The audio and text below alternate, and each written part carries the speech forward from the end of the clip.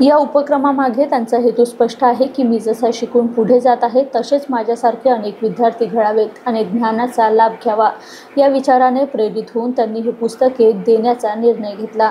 या उपक्रमामुळे अनेक गरजू आणि स्पर्धा परीक्षांची तयारी करणाऱ्या विद्यार्थ्यांना मोलाची मदत होणार आहे। वाचनालयामध्ये या पुस्तकामुळे एक नवा ज्ञानसाठा उपलब्ध झाला असून भविष्यात अशाच उपक्रमांनी विद्यार्थ्यांना एकमेकांना सहकार्य करावे असे आवाहन त्यांनी केले। मी राहायला म्हणजे देवरीचाच आहे प्रॉपर, पण मी कोचिंगसाठी अकोल्याला इथं होतो। 11वी-12वी प्लस रेग्युलर कोचिंगमध्ये मी लाईव्ह ट्युटोरियल इथं होतो।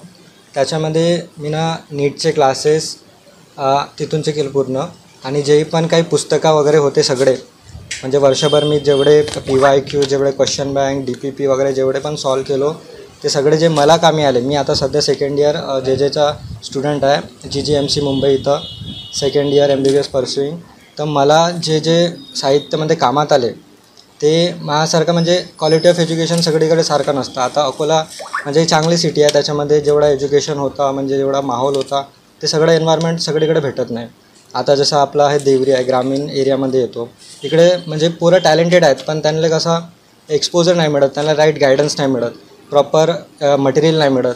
तर अशा पोरं जे करू शकतात त्यांसाठी जे मीना जे वापरलेले होते, जे माझ्या जर्नीमध्ये कामात आले, तसे ते जे सगळे पुस्तकं आहेत, जसे बायोलॉजी, NCERT सगळे बायोलॉजी, फिजिक्स आणि केमिस्ट्री 3 विषय असतात नीटसाठी, आणि JEEचे पण काही पुस्तकं आहेत, ते सगळे आज मी ह्या ग्रामीण लायब्ररीमध्ये जवळपासमध्ये 200 आहेत, 200 जवळपासमध्ये सगळे DPP, क्वेश्चन बँक सगळे।